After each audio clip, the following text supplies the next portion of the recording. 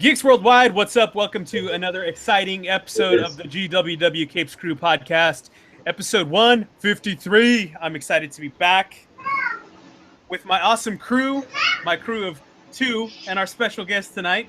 So let me introduce my buddy, the guy who's backing me up. Without this thing would be without him, this would be a whole fiasco. It'd just be me talking to Sarah. I don't know how well that would go. It'd just be a mess. But luckily, I got the man that brings the boom to the GWW. Ladies and gentlemen, the one, the only, the mighty Agasicles. Boom! Welcome aboard, everybody. Get on the pain train. Yes, the pain train is here. What's up, man? Not much, man. How you been? I'm good, man. I've been good. I've been kind of getting ready for Halloween and watching some stuff, and trying to keep it horror themed, appropriately. No doubt. So, looking forward to that. Looking forward to that Walking Dead season premiere just in time before Halloween. Yeah, man. I'm looking way forward to that. Gotta get on that. No, I've been good. I've been mostly, I guess mostly, I've been subsumed with trying to crank out Luke Cage reviews. So, yeah, we're gonna have to talk about that for sure, man. Yeah, that'd be cool. So that's definitely been impacting my comic book reading and productivity. I think it's safe to say it'll be quite some time before I review another Netflix series. You don't understand the impact of like 13 episodes just being dropped like a freaking black bag of flour, right? Yes. in the middle of Netflix, yeah. And the dust just goes. Right, exactly. So you have to write the freaking reviews for those things. It's crazy, man. Yeah. I didn't get a chance to crank out all the episodes like I normally do because I had a bunch of other stuff going on this weekend. So I only made it to episode 3, so I'm a little behind, but we'll talk about at least those 3. Yeah, that's an interesting thing to discuss too, is how people are watching it, because it's a little bit like video games, right? Like I have these friends who play games, right? They get a brand new game and they like burn through the entire thing in the span of like 3 days, right? Like nail all the achievements, all 40 hours of gameplay knocked out. Like, I mean, like, dude, you just spent like $60 on like 3 days worth of entertainment. So, and then you're left feeling hollow afterwards. Right? Exactly. Exactly. Very, very much so. And you're have a permanent claw like this, and your eyes are bloodshot. Right. But yes, my friend, we'll get into that in a bit. But without further ado, let's introduce our lovely guest this evening. Definitely a GWW Capes crew. We'll call her an alumni as far as the guest chair goes. Because, ladies and gentlemen, it's October. And if you're from the Fresno area, that means a couple things. Obviously, Halloween's coming up, which is always exciting. It's my favorite time of the year.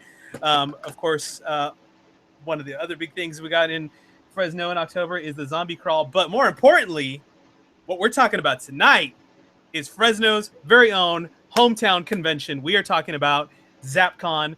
And tonight we have the awesome Sarah Gonzales, who is one of the amazing people that's working hard, putting Zappcon together. Sarah, welcome back, my friend. How are you today? I am good. Whoop, whoop, You're good. Whoop, yeah. It's my little star flag. Yes. The pressure and I'm sure craziness that's happening in your world right now, putting together a convention, is not showing on your face at all, which you must have reached some sort of like Zen state to keep that all together. So some kind of comatose. Is this some different like catatonic state you're in where you can still talk? Like, well, you know how you kind of like some people's anxiety isn't very clear. You just sort of freeze. It's more like it's more like that. It's like a functional insanity. I don't know how to put it. Yeah, I got it. So Sarah, let's talk about Zappcon 2016 because this Zappcon is one of my favorite conventions because obviously it's my hometown con. It means a lot to me because of the people that run it, like yourself, and the people that were involved with founding it are all like very important to me in different ways. So this is always like a special time of year for me. But let's maybe for people who are hearing about Zappcon for their first time, give us a brief, because I know we've talked about it before, but just give us a brief history on the foundation, we'll say, of Zappcon, where the idea came from. Okay, Zappcon was kind of the brainchild of MJ Ramirez, and Sammy became friends with him through teaching his daughter's art at California Arts Academy. So MJ came over one night with his family, and we all got together. And I think it was around Christmas time because MJ brought Sammy a gift. And it was a Hulk comic book. Yeah. And the joy that Sammy got from this gift, you know, was an eye-opener to me because I'm not a very good gift giver. Not for, I'm like, oh, I'll pick something that I would like, or oh, I'll pick something useful, you know, which. You're wait, all it took was a really thin paper book. Which so there was, the bromance was clear. Yes. And that evening we started talking about, because MJ worked in press for Comicsology, I think it's called. Yeah. Yeah, and he, you know, was very familiar with conventions because he was writing for them, attending cons up and down the state. And he brought up that why isn't there a convention in Fresno? You know, we certainly have the population. We definitely have a lot of cool people here. Yep. So, you know, what has been holding it back? Why hasn't this happened? And I think definitely at the time and for a while, like, Fresno has been, I guess we'll say, big on anime conventions. We had a couple of those, I think, for a while, but we didn't really have like we'll say a geek culture convention. You know what I mean? Right. And I was always wondering the same thing. Why do we have all these anime cons, but where's my? I mean, I'm not to say that I'm not really in anime. I'm just not a huge fan of anime as I am of certain other things. So that was the same question on my mind as well. So obviously, your two guys weren't the only ones thinking about that. Right. And you know, he asked us. He said, you know, if I put this on, will you help us? And we're like, yeah, sure, yeah, definitely. We would love to do something like that. And Sammy and I have, yeah, I know, right? We'd love to help. Sammy and I have always enjoyed event planning, and so yeah, it's just something we, you know, naively thought we'd take on the moody teenage beast that is Fresno, and you know, it can't be one of those. It can't be one of those around here. Well, I think it comes with, you know, being between San Francisco and LA, and so we have this sense of what we think is hip and cool. You know, we definitely appreciate it in those other cities, but if you bring the exact same thing to Fresno, sometimes we're not impressed. Right. And it doesn't work sometimes. Huh? And so I think one thing that Zappcon has done a good job of is showing that we can put on something large and professional and definitely worthwhile and I don't know how else to put it, you know, successful. Yeah, I hear you. You know, when you first like really got into like putting together year one, did you hit that like oh crap moment when you're like, oh my god, what did I get into? What is this? There was a moment where, because of the shortness that we had to plan it, that we asked ourselves, you know, should we delay it? Yeah. You know, we've only got like 3-4 months. Should we delay this? You know, and then we're like, no, come hell or high water, we're doing this, and it's going to be amazing. And if all we do is one, that's okay. Like, yes, we did it. We gave it our all. Done our best, you know. Yes. So there was a moment there. Yes. And you went from that to might be the only one we ever do, and here we are to the 3rd year. So I think we did okay, Sarah. I think so too. And we had so much help, and we do every year. I mean, there's really an amazing culture of people that come out and support Zappcon, and it's great. You know, a lot of our vendors have been impressed with the friendliness of Fresno, and you know, our volunteers, everyone. It's been great. Beautiful. It's a glorious, darling. So let's talk about this year. All right. Do we have anything new or different that we haven't had in years past at Zappcon this year? Well, Evan Burgoon put together an agreement called Mission Bunny Cookie? So he sent us this agreement with a picture of a bunny eating a cookie, and he called it Mission Bunny Cookie. right. of all of the awesomeness he's bringing to Zappcon. Funny cookie.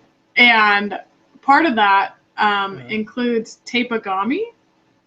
And it is an interactive display. It's rather large of artwork all made with tape.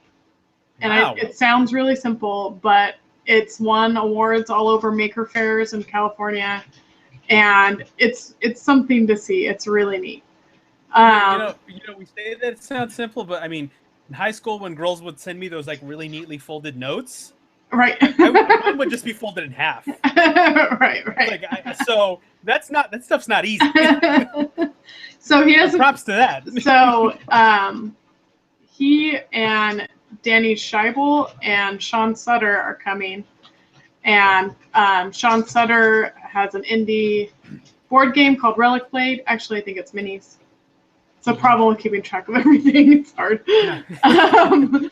And Danny is definitely one of the main Tapegami guys. They have some others that are coming to help them with the installation and everything, but they are making an official Zappcon Tapegami. They've been promoting that on social media right now. Ooh, but yeah, it's kind of almost like a diorama, but it's a behemoth of artistic tape. It's beautiful. So one thing that Danny expressed was that he wanted to prove that art could be anything, and that he wanted it to be interactive, something that people could participate in. And so tape was a great medium for that, because everyone has tape in their house. Everyone, it's very accessible. Yeah, I've seen at different, I guess we'll say conventions and different outings when there's like this, I don't know, you put anything like a wall and people are attaching like tape, gum wrappers, whatever. Everybody's really into that. It's crazy. It's like, here, put stuff on a wall, and everybody's like, oh, wall, it's really funny how that works. I think it's a really cool thing that you guys are bringing this year. What can we expect this year in the way of special guests for the show besides those two fine gentlemen? We have Hendon Walsh coming out. She is the voice of Princess Bubblegum and Starfire. I know. Love it. So rad. I'm a big fan of Teen Titans. There's a huge horde amount of people that are a fan of Adventure Time. So I think that's a really exciting guest that I'm definitely looking forward to. Hopefully we'll get to chat with her and interview her for the site and talk to her and get I think I'm gonna get it like a pop vinyl and get her to sign it. So that would be neat. Yeah. That'll be exciting, but I'm super stoked. Yeah, we make sure you tell David about the interview so you can plan it. Yes, we will.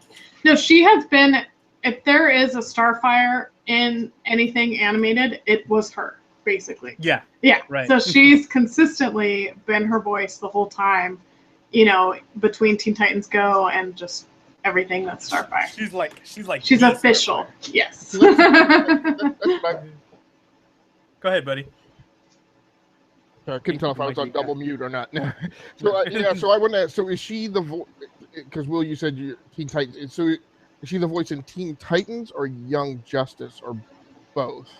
Oh, both. Okay. Almost all of them. Yes. So Teen Titans Go, Justice League, regular Teen Titans, the one everyone loves. So. My kids love Teen Titans Go. It's a little silly for me. But there's have you seen the 80s music commercial? I mean, not commercial, episode. What is that called? Yes. The Night Begins to Shine. Is that the song? Yes. Oh, it's so amazing. And the wolf, he's running by, he's in the motorcycle, and the wolf, flies up and becomes this, vest on his chest, and shines. It just in the end when they're like Titans roll out, I was just floored. I was dying. Sammy's playing the music. Sammy's playing it in the background for us. Yes. Sarah comes with her own DJ tonight.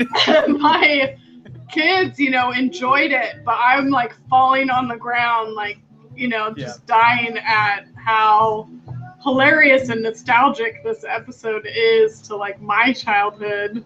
Yeah, it was so good. I think You know, it's funny, Sarah. Like, I know for me personally, like once I got over that like initial shock of like, what did they do to the Teen Titans? That song has 200 million views.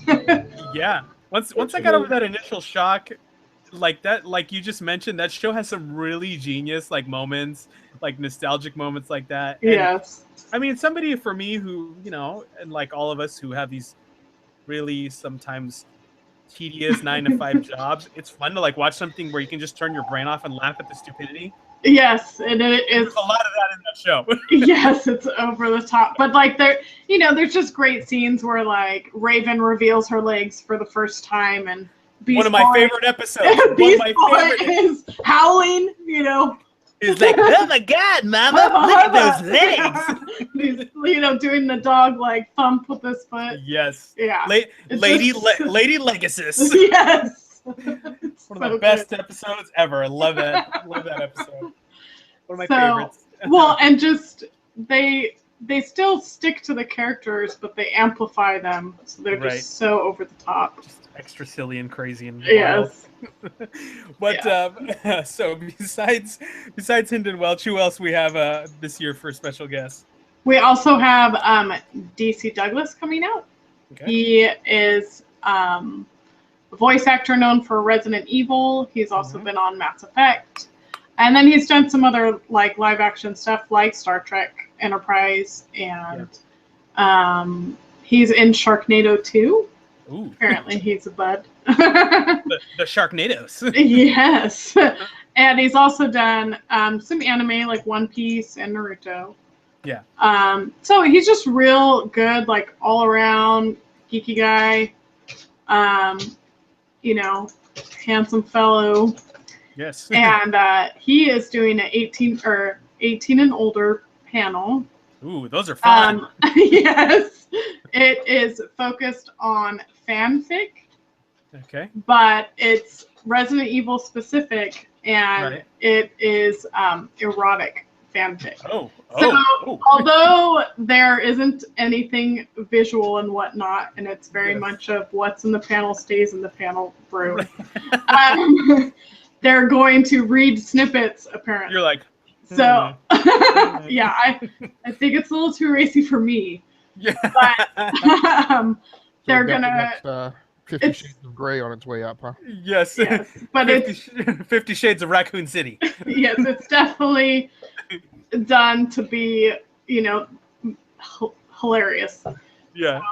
Which, the brave souls that are going to participate in that, I don't think I can handle it. It's going to get steamy in there. It's going to get steamy and weird. Yeah, exactly. Just the mortification going on. I just could not handle. Yes. But a lot of, I totally see the humor in it because a lot of fanfic focuses on that, and so it's easy to make fun of, I'm sure. So Sarah, I got to ask you. Yes. Because this is a person who I've heard of. Some of my friends in NorCal went to see one of his shows, and they were just like over the moon. And you apparently have this musical guest come into the show Saturday night. Yes. Who's the musical guest this year? Kirby Crackle. Kirby Crackle. Yeah, he does nerd rock. So last year we had more of nerd folk. So this year we have nerd rock music. I dig it. It's more up my. That's more up my alley. Yes, on the rock. You know, and there's a Green Lantern song that he did that I was very entertained by. Yeah. And he also does a nice like romance song that's like talking about the Kenobi Code. Is that how you say it? the up, down, down, left, right, left. Oh, you're talking about the Contra Code. Contra Code. Is that what it's called? Anyway, Konami is what Sammy's calling it too. So apparently we have a different name for it. I don't know. Well, I think the company that put out Contra was Konami, so maybe that's what. Okay. So it's this cute little love song, and then there's totally this huge twist at the end, and you're like, yeah. So yeah, so it's very entertaining because you think the whole time he's trying to unlock this girl's heart, and he's singing about it, and at the end it turns out she's been stalking him, and she set him up. Wow. It's got a creepy twist. Yes, sounds like it. But very entertaining still. Yes. So yeah, we're very excited about to do another concert. You know, that's a goal we've had for the convention. to try to get someone, every Saturday night to kind of spotlight, that world and kind of geek out with those musicians. So we're very excited about that. He's also going to do a panel on Sunday as well. Excellent. About his great nerdiness. Yeah, and of course you and as always you have some we'll say some local. I don't know. I don't like using the term, but for ease, we'll say some local cosplay celebs coming. Always. Yes.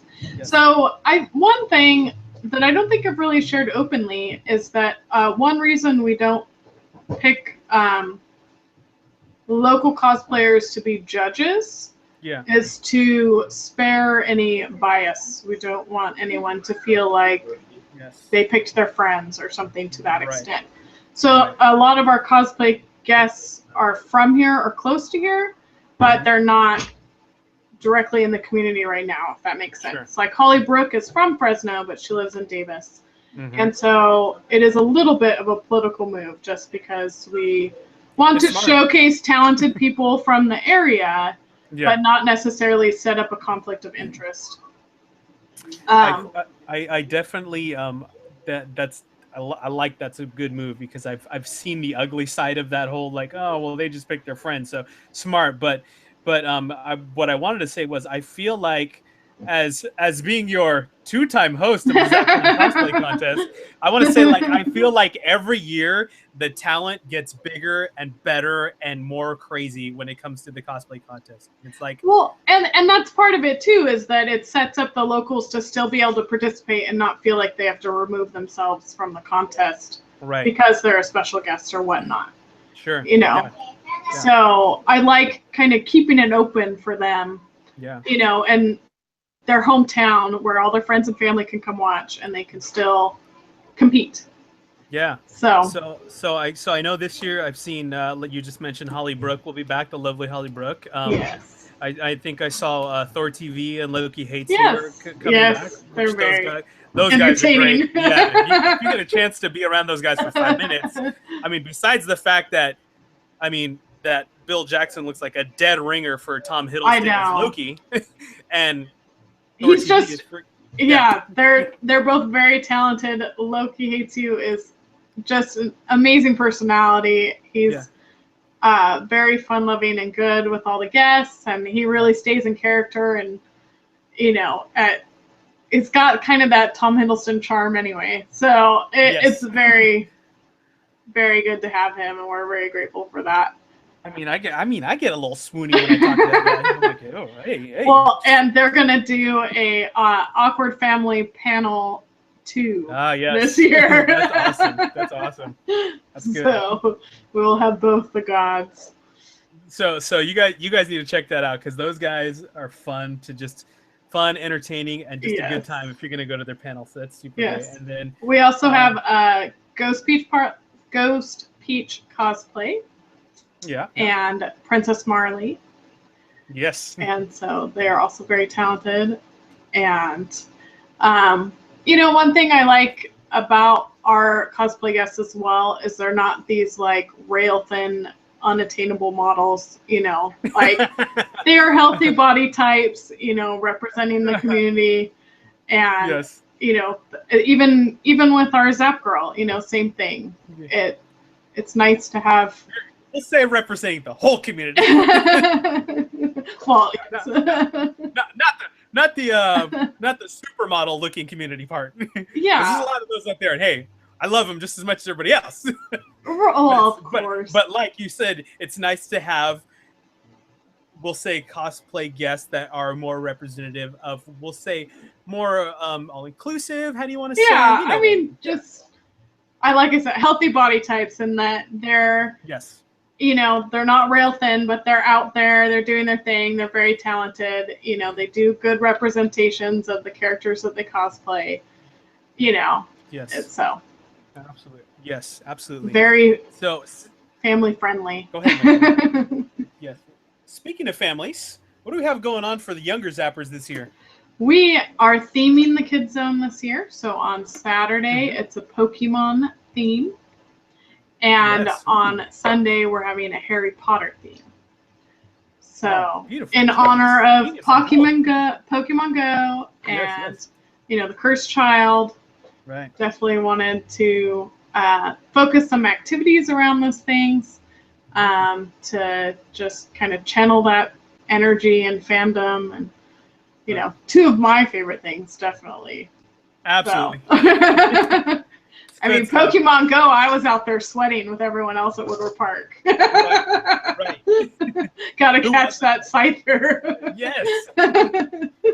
Goodness, man, I tell you. Stuff. And Sarah, so give us the details specifically with the kids' entrance to Zappcon and where we can get tickets and all that other good, exciting stuff. Yeah, so with a paid badge comes 2 tickets for children. So ages... That's 2 people. You get 2 children, 10 and up, can come in free with you. And they don't need to necessarily be your child. As long as you have a paid badge, you can get 2 children, 10 and up, to come in with you. So if you're a big sister, as long as your parents are comfortable with you taking your little brother and sister, then yes, that counts. That works. That's a hard deal to beat, Sarah. I mean, what other convention do you go to and you can bring 2 little ones in? I mean, come on. Yeah. And babies don't count. So if your child is 2 or under, you could technically get 3 in if you want to take that on. That's on you. You could do it. If you're a super mom like that, go for it. Yes, exactly. So, I mean, between 2 parents, you could get a family of 4 or 5. I mean, more than that. You could bring 4 or 5 children. Yes. With 2 badges. So that's awesome. One thing that is different this year is that children will not. So the swag bags are for paying guests. Gotcha. So just to clarify that. So. Hey, nothing wrong with that. Yeah. So we will have swag bags again. Yes. This year it's the lightning bolt logo. So the first 2,000 badge pairs will get swag bags. I love that lightning bolt logo. Yeah. So you can fill it up. Yes. All right, Sarah. So what site do our awesome followers and listeners need to be going to check out all the things for Zappcon? So Zappcon.com/badges will get you to where you can buy your badges. Obviously, Zappcon.com will get you to everything else. And that's Zappcon with 2 P's. 2 P's. And also, we have a shed.org account. And let me double check. I think it's Zappcon 2016.shed, like schedule, but short, SCHED.org. Gotcha. Let me double check. And it's actually embedded in our stuff, right? Yes, so you can get on Shed and you can actually plan out your weekend. Like for example, we have a massage group coming. It's the National Holistic Institute is bringing out students that need to get their massage hours in.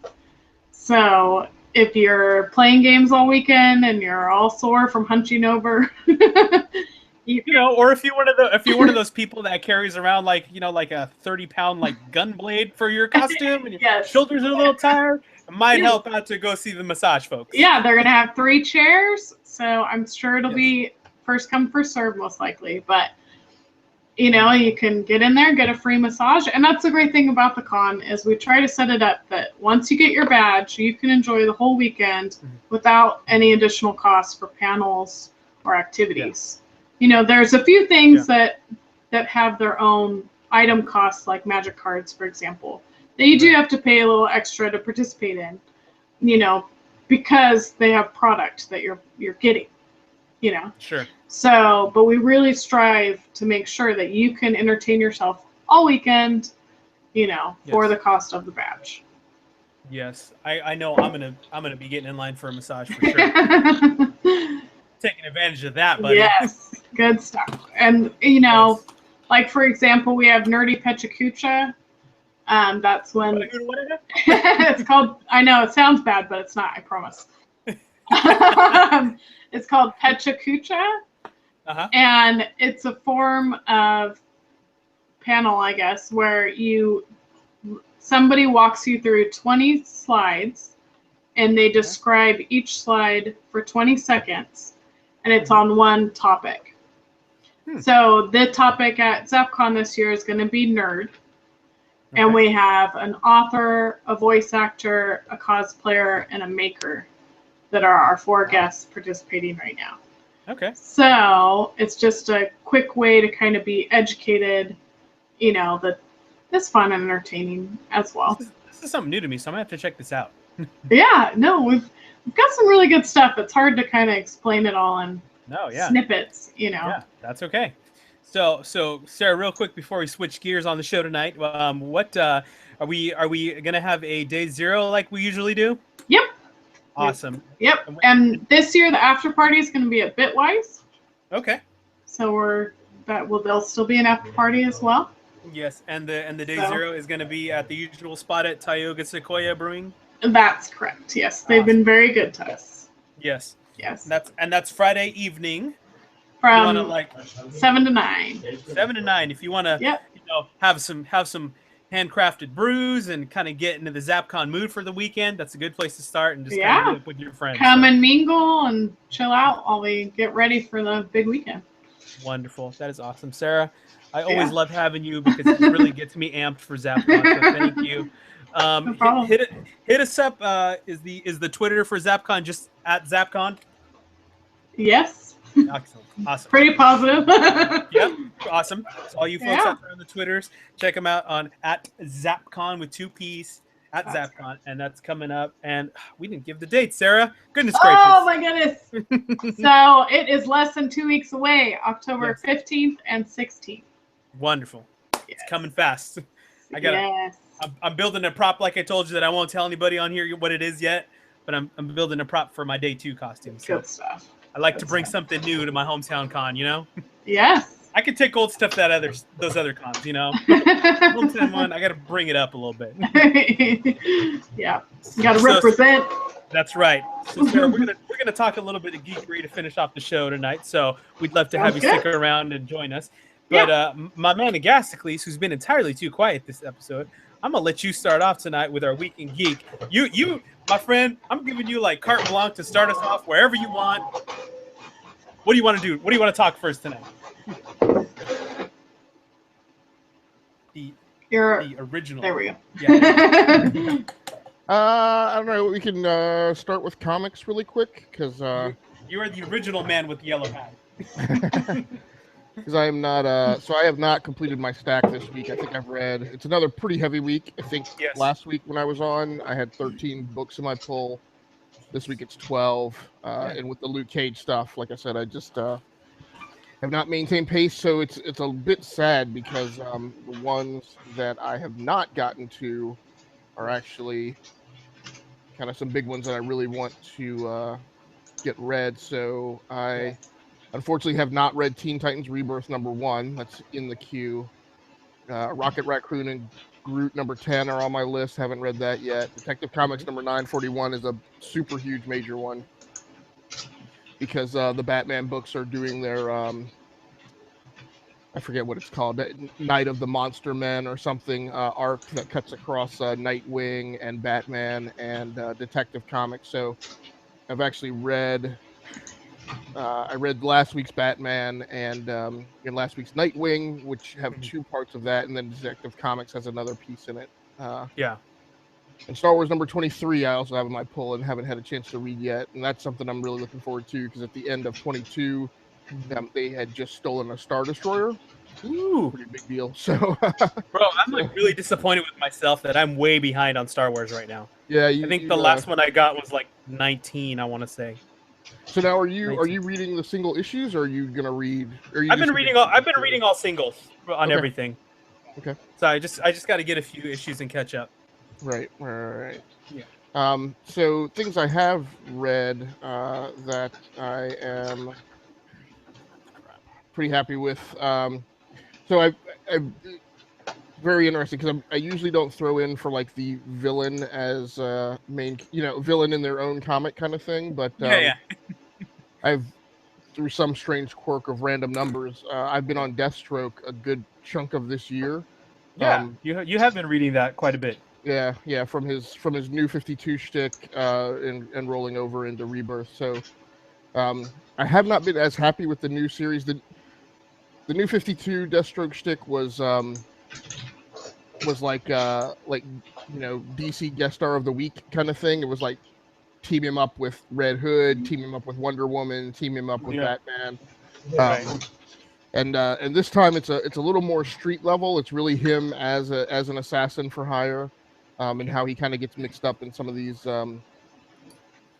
conspiracies and kind of things going on in other countries. So I haven't liked this one as much, but this one, this week's issue where they pair him up with his daughter, I really liked. There's a great portrait style splash page with he and his daughter on a roof. And they similar costumes. And I love that how that bright orange plays with the dark red. Yeah. So that was pretty good. And then interestingly, I read 2 heavy metal comics. Okay. I didn't realize that Heavy Metal was a publisher now. Yeah. And actually, what's really weird to me is that the head of that company, the head of at least the print side of it, is Kevin Eastman. And I don't know if you remember, but yeah, from the Ninja Turtles, right? Yes, exactly. Yeah. So I thought that was wow. So anyway, I read 2 comics from there: Reincarnate #2 and Paybacks #3. Reincarnate is kind of neat-ish. It wasn't a great comic, but it's about a private investigator whose past reincarnations of himself apparently manifest themselves in a way that he can see and help him solve crimes. So at first I thought he was just schizophrenic, but then like these manifestations can apparently like see things, like like one of them warned him that somebody was taking a sniper shot at him and somebody else in a room while he was on the other side of the room. And I'm like, well, I just can't schizophrenia. So that was kind of neat. Well, one thing that, I mean, obviously my experience reading comics is not the same as my husband's, but I found that sometimes it's very difficult to know what's happening. Like, did they differentiate the text boxes with italics or something to show the different voices in his head? Like, that's tricky for me because I'm a very text-based person. So I burn through Wonder Woman in like 15 minutes. And Sammy's like, wow, did you even enjoy it? And I'm like, the pictures are nice, So, I enjoy heavier text. So how did they keep it separated? So there was no differentiation in the text boxes. I think as I was rounding out reading the issue, that's one of the data points that I used to corroborate that maybe this was not schizophrenia, because like you said, there probably would have been some letterbox differentiation. It's interesting what you mentioned, because that's a key problem for me, not only coming back to comics, but then trying to be a comic book reviewer, is left to my own devices, story is always more important to me than art. And like you, I'll just burn through a comic book just to consume the text.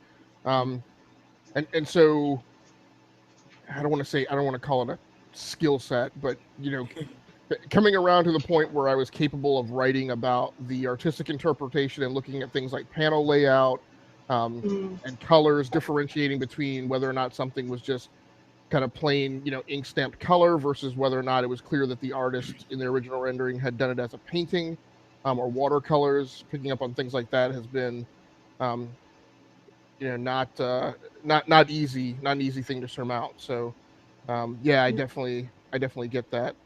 One thing I've found for me is that, like, for instance, with Hellboy, they do, sometimes their art is criticized, but their style of storytelling I really enjoy. Whereas sometimes there's comics that they love the artwork so much, they'll throw in a page that has nothing, the cover won't match the story or whatnot, I mean, have you experienced that much? Yes. It's really frustrating. It's like a trailer for a movie that has scenes that aren't in the movie. Yes, exactly. That's one of my so there are a few things for me artistically that are pet peeves. and maybe because I have a tough time separating out my pet peeve list, so I may barely mention some things that have to do with story also. But yes, that's one of my huge ones. Is don't depict so like I can't stand particularly the issues where a guest character shows up, and on the cover they show them fighting, but in reality, inside the story, they just show up and have like a conversation on a rooftop. I'm like, get out of here with that trash. What's that all about? The other thing that I'm particularly critical of now is fight choreography.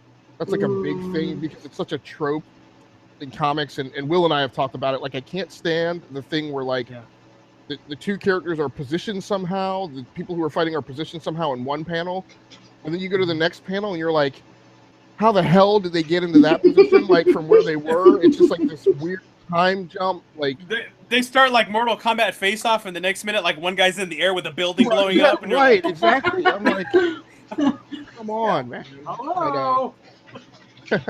Yeah, so there are a couple. It's been an interesting transition because when I came back to comics, and particularly when I started writing about them as reviews, you know, my shtick as a kid had been, look, I kind of don't care about the art. It can be whatever it needs to be. I just don't want it to be so jarring that it distracts me from reading. Right? There's a spectrum of like art, and it can get really weird and janky to a point where you're trying to read it, and like you can't pay attention to the words because you're like, this art is really bad or just like not in a style that I like. So I hate, you know, I don't necessarily hate to say it, but like, you know, the whole criticism of DC in the New 52, where it was like Ivan Rice and his style had kind of become the DC house style. I'm like, I'm completely fine with that because I can read those books at like a deterministic pace. I know how long it's going to take me to get through, and I know I'm not going to get distracted by the art. But but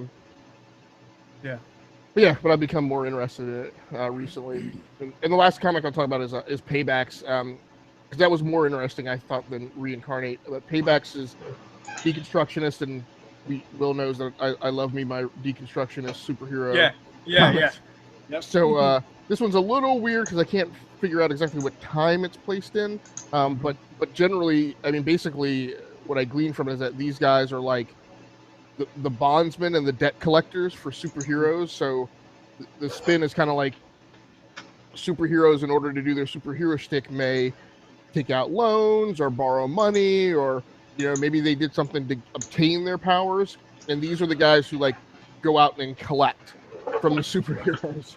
But it's exploded into like this full out war. So I got a little lost in some of the conspiracy stuff of like what's going on between some of the characters, but in between those goalposts, I really liked the story, and it's definitely a little more comical, and some of the superpowers for the bond collectors are a little stranger than your typical capes fare. So yeah, that one was pretty good. And then the last, I actually was going to say the last one, and then I also read Suicide Squad this week, which was a comic I was on in the New 52. I dropped it in Rebirth, but read this recent issue with I think it's issue number 3, and found that pretty interesting. So yeah, gotcha. And then other than that, go ahead. Let's start, because I have one book that I was going to talk about, but I want to kind of talk about the two things that one thing I did get a little more involved with, and a lot of people did, and you already talked about how it kind of took over everything else, is Luke Cage, which just hit Netflix on Friday, and some of our friends have already, like yourself, ripped through the whole season, all what, 12, 13 episodes, right? So I'm actually not through, and this is a painful experience, right? So no, I'm up through. I have watched up through episode 6, and I have written reviews on the first 5. I have not completed my review of 6 yet, but I'm watching them. I just logged into it, so it works individually as episodes, and writing. Yes. And so I watch an episode, I stop, I write the review before I move on to the next episode. Okay, so I've watched through episode 3, and first off, I'd like to get your initial thoughts on just what you have watched and what you're thinking about the show so far. So before, Sarah, have you? Oh, spoilers! Okay, I'm actually happy to hear that I'm not that far behind. If it only came out on Friday. Yes. Because some of my hipper friends have been talking about it on Facebook, so I'm glad I'm not that far behind. Yeah, no, you're good. Luke Cage. Yeah. So, I mean, I don't know. I don't know how in depth you're gonna go. If you generally share spoilers, I'll live. Yeah, we do a little bit, but we'll keep it spoiler free since it's still fresh. But yeah. But have you watched any of it though? I have not. Okay, gotcha. I have not. I'm assuming the premise is a superhero. Yes, Agasicles. Kind of, sorta, and you know, we've started a special segment on Scene and Nerd that we recorded the first episode of last night. Kind of, we're planning on covering like 2 episodes at a time, so we covered episodes 1 and 2 last night. So, I actually think, and we commented that, you know, it's not as readily apparent as a superhero show. In fact, I would say 90% of any given episode could be, you could see the same thing on like a procedural crime drama, or absolutely like what was Don Johnson's show? You talking about Miami Vice? No, the one after that. I know which one you're talking about. Yeah, gosh, why can't I remember the show? Because I used to watch it. But yeah, it feels a little bit more Nash Bridges, right? Yes, exactly. Yeah. Or Magnum PI or something like that, you know. So and I think it's that deliberate skewing away from as much of the superhero fare that makes the show stand on its own. Yeah.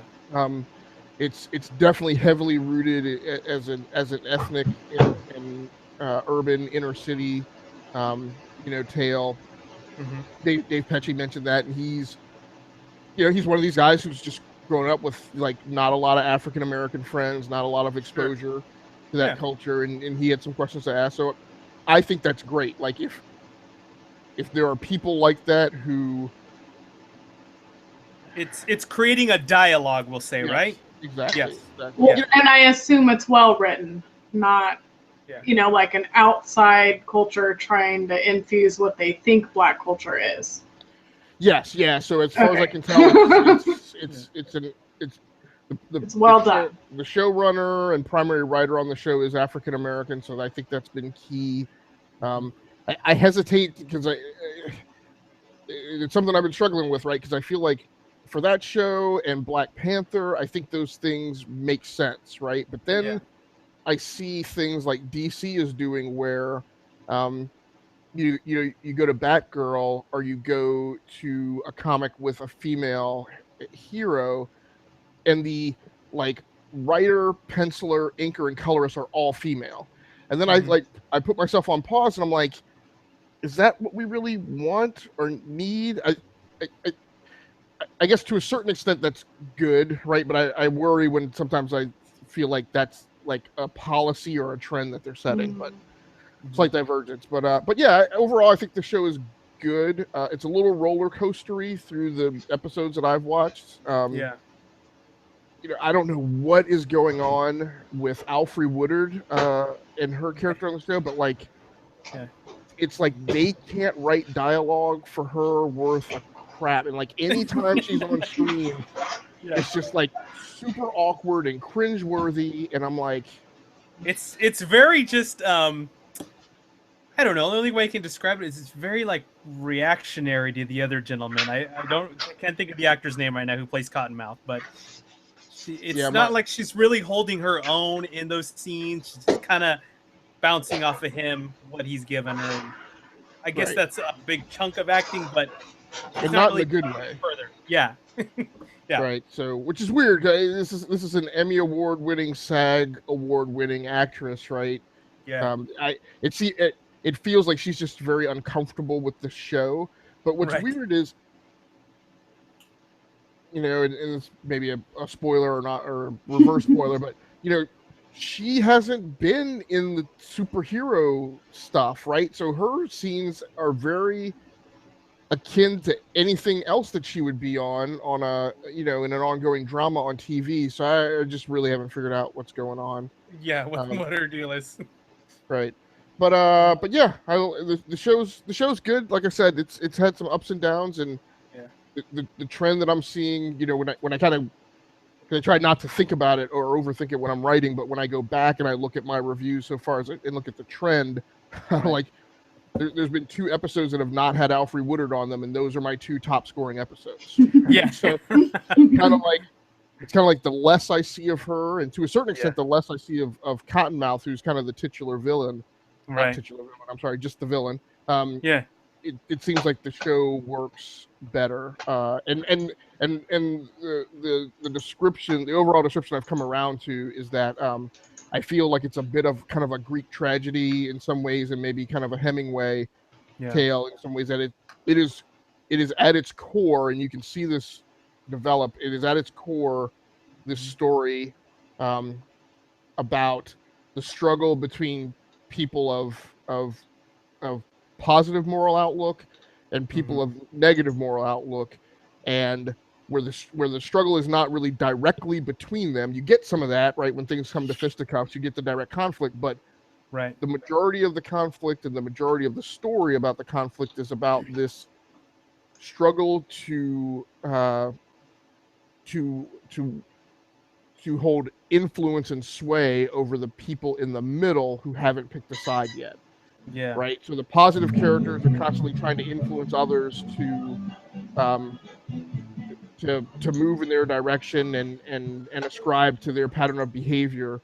And the evil characters in the story, right, are constantly trying to do the opposite to the same group of people.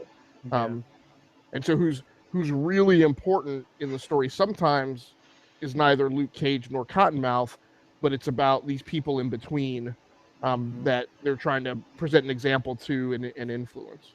Yeah, it's very this I guess it seems to, I guess just from what you were just saying right now, it kind of seems to be a very common theme among the Netflix shows. Is it's you have we'll say the villain who's trying to further the city, maybe not by the most legal or ethical ways, but is still trying to promote what they think the city should aspire and evolve to be.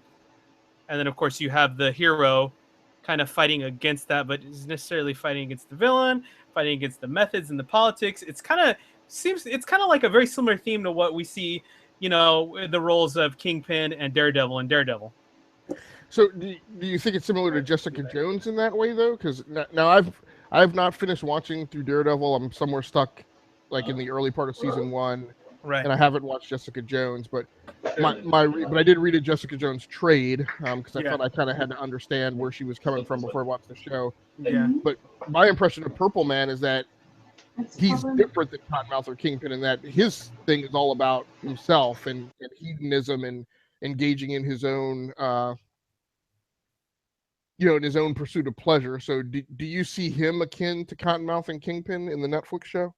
I guess I do. Well, I don't know. I feel like the Jessica Jones is kind of more of dealing with I guess we'll say the aftermath, almost like now, because Luke Cage was in that show, almost the kind of dealing with in some ways the aftermath of both of those forces, fighting over the city, and like you said, getting the people in the city in the middle of it. But of course, then she's dealing very much with her own issues with her history and her past with Purple Man. So I don't know. To me, it's very similar, I guess. But okay, yeah. But yeah, overall I'm positive on the show. I can say I would call episode 6 roughly halfway through the show because 6 kind of feels like a mid-season finale kind of episode. Yeah, I could definitely recommend it. I'm comfortable enough with where it's headed that I would say it's worthwhile for people to take a look at it, put it in their queue, and trudge through the binge. Yeah, I agree with you. I'm enjoying the show so far. I definitely need to get into it and find out what else is going on. But I'm just crazy busy this weekend, man. But, yeah, I think the big thing probably for people is it's a slow burn, right? Yeah. So it's something you're going to need to stick with. It is not Game of Thrones slow burn. That was one thing I mentioned. Like after I watched like episode 1 of Game of Thrones, I was like, I don't think I can do this. Like, because my big thing about Game of Thrones, right, was because I had read the first book, right, and the problem with the first book, Yeah.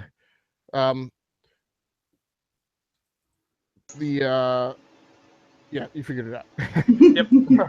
The problem with the first book, right, is that if you don't sit and read a Game of Thrones book like in a single sitting, like over like a week or something, right. And I'm the type of person who, with novels, like I pick it up, I read for a little while, I read 100 pages at a time, I put it down. I'm like, whatever. Yeah. It's difficult to do that with a Game of Thrones book because you put a Game of Thrones book down, you come back, try to read 100 pages, you're constantly like going back to they have the little like cast of characters, like 15 pages in the back of like every character. Okay, thing. who was You're that like, guy? exactly. Whose answer was that, dude? Exactly. Wait a minute, hold on. And what I wanted out of the show was for it to remove that layer of obfuscation, right, and complexity. Didn't do it, right? Yeah. So if you watch a Game of Thrones episode and walk away for a couple weeks and come back, same thing. You're like, who is this dude again? Like, there's 29 characters like in this story. So you know what's really funny, guys, that you're saying this is because I don't know if I didn't even know that they had brought Mad TV back, but there's apparently a new Mad TV show. Oh, wow, okay. And there was a skit where they were kind of poking fun about that, where it's this guy was like watching Game of Thrones with his girlfriend who doesn't normally watch it. And he's like, just watch. They recap it in the beginning.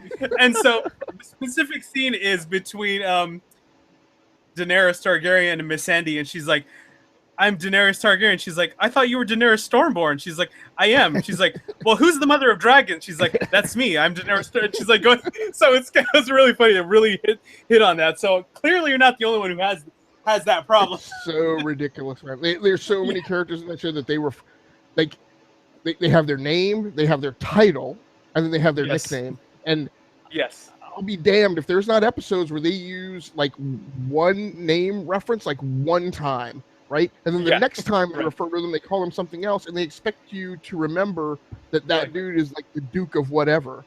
Yeah, I'm like, no. You're wait, so Ned and Eddard Stark are the same guy? Right, exactly. Hold on, confused. So at any rate, Luke Cage episode 1, in the first couple, they're not that bad, and I think they're readily consumable even by people who like aren't entirely into like the superhero stuff. So, gotcha. Excellent, sir. I love it. Besides my one book that I read, which was Invincible Iron Man number 13. Oh, that was a good one. Yeah, good. So this is the Mike Deodato. Yes, Mike Deodato, Brian Michael Bendis. Yep. Great book. Writing's great. Art's incredible. Definitely, we're getting a little bit more involved into what's going on inside the mind of Tony Stark, dealing with the aftermath of some major events from Civil War, and in a way making amends with people from his company, the person who he's, spoiler alert, subsequently fallen in love with. A lot of touching, hard, emotional, mental things with Tony going on in this issue, and then and then of course we have that we've got some very emotional, we'll say, bromance flashbacks between him and Rhodey, which were pretty tough to see that, and you kind of really get a sense of why they were so close, and why, I mean, quite frankly, like, Rhodey was one of Tony's few real good friends. I mean, Tony knows a lot of people. Go ahead, buddy. What were you gonna say? No, that's to me is what I mean. And sometimes I feel bad because I know you kind of identify with him. I mean, Tony Stark is an asshole, right? And I never liked that character. Yeah. Except when he's owning it and being full on asshole, right? Right. When the writer is owning it. The attempt to heroify him sometimes grates me, but. So this is the episode where this is the issue where he finally deals with Rhodey's death, right? And while the rest of the Marvel universe has kind of come to grips with it, Tony has ignored it. He has not shown up at the funeral. He's taken off on a covert op when everybody else was dealing with it. So it was a really, really, really well written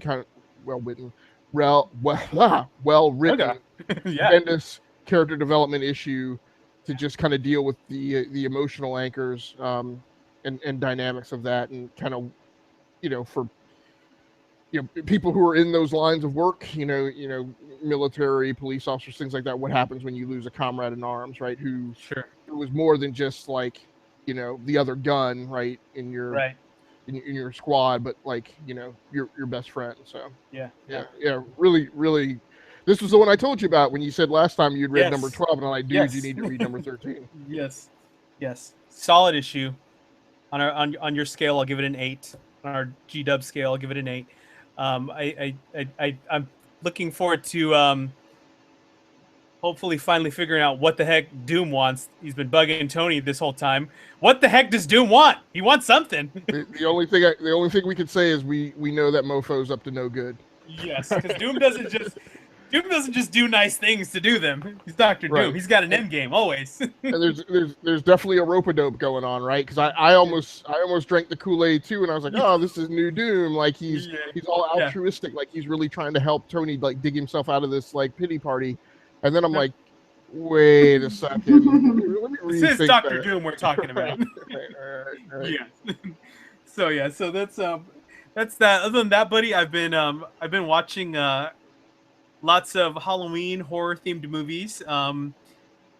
The one specifically that stuck out that you can find on Netflix that I watched yesterday is called Holidays.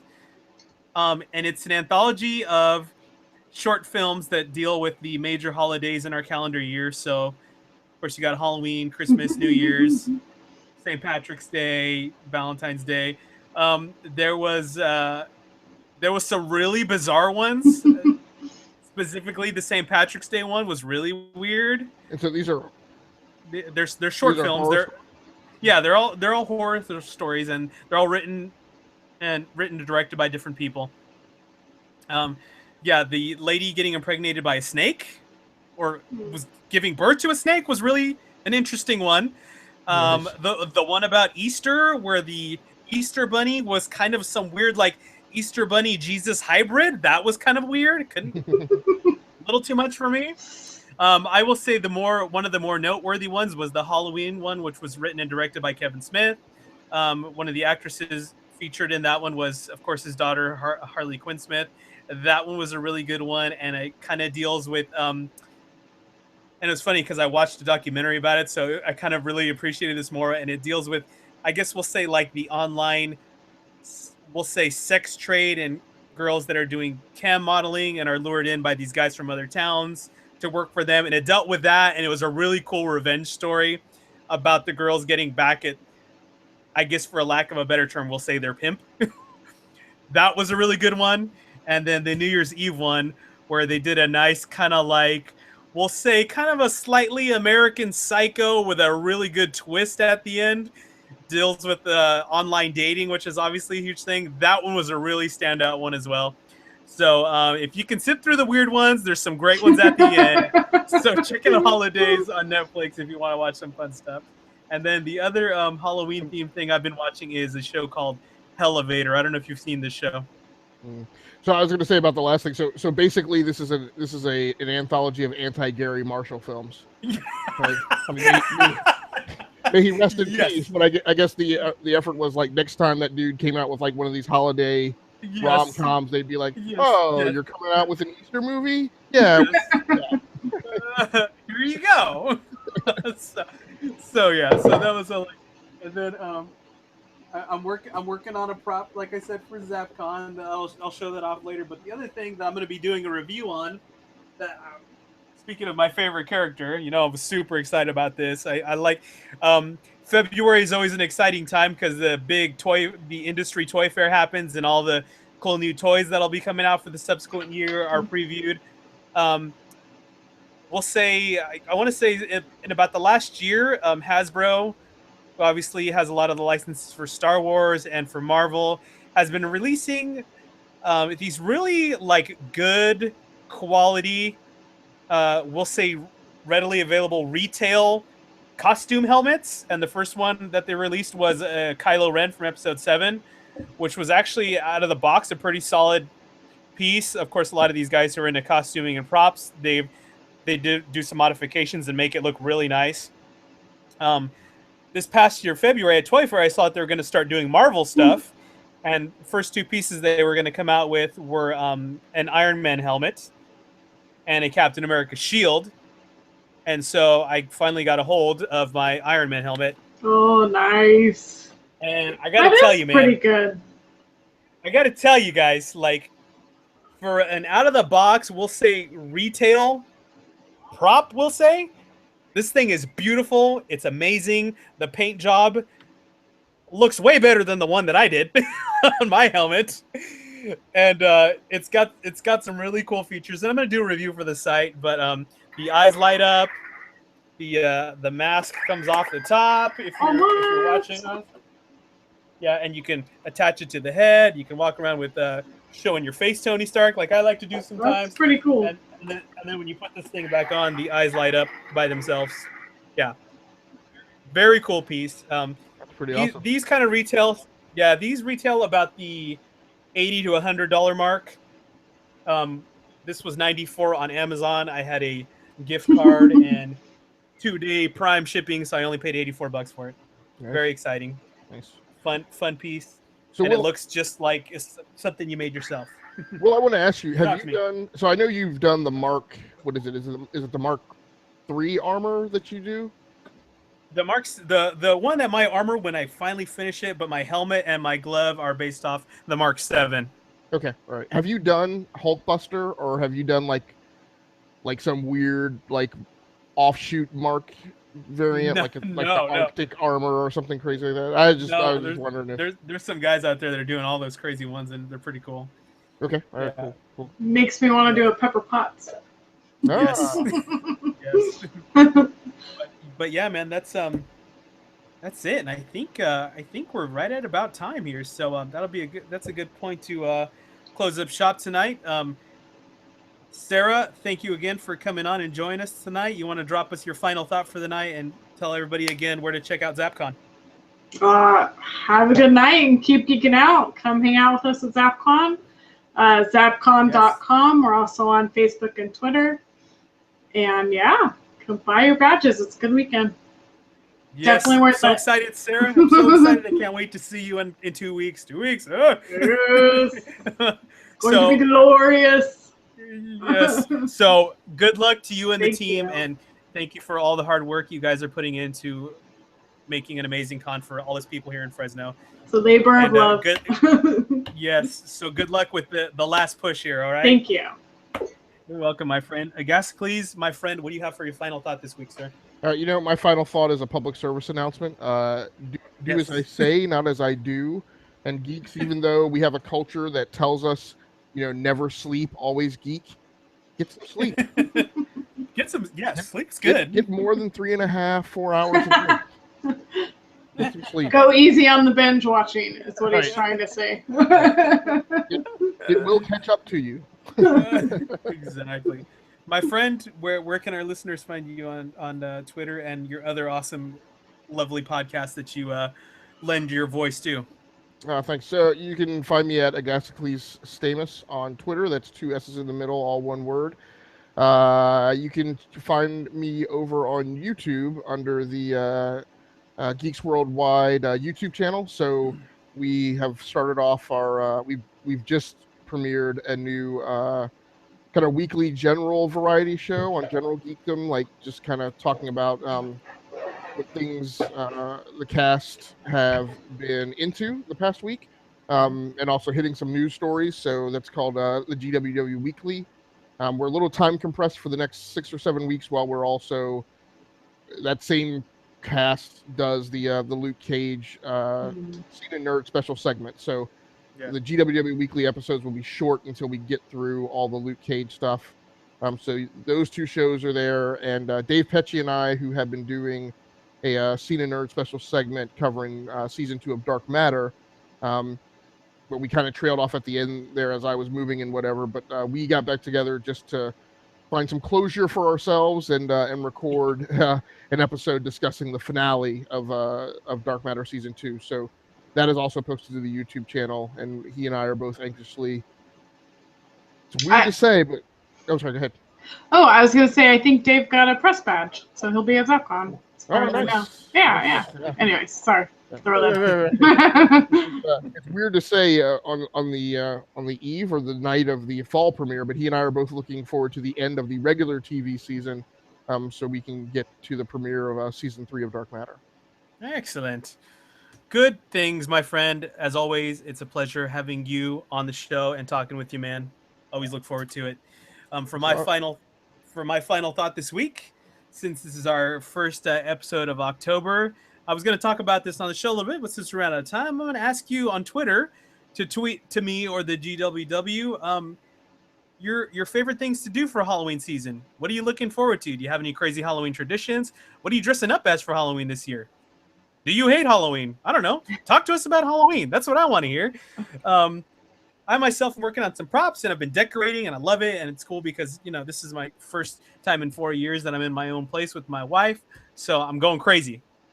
And I just saw that the neighbors are going crazy. So I got to bring my game up now because I'm thinking, my first year here, I don't want to be that weird guy that's got dead bodies hanging off the trees. But apparently that's fair game in my neighborhood. So I'm going to have to figure something out. But anyways, that's me. I love Halloween. I get a little bit crazy about it. But thanks, guys, as always, for watching and listening. You can check us out on Twitter at GWW Capes Crew. Definitely keep checking out our website, thegww.com, for all the latest in TV, movies, games, tech, geek, and more. We got it. You want it. We got it. Okay? So we love your support, your love. We thank you for all that. And as always, you can find me on Twitter at Darth Sparrow. I will catch you guys next week. And what's the other thing I will catch you on? I'll catch you on the geek side.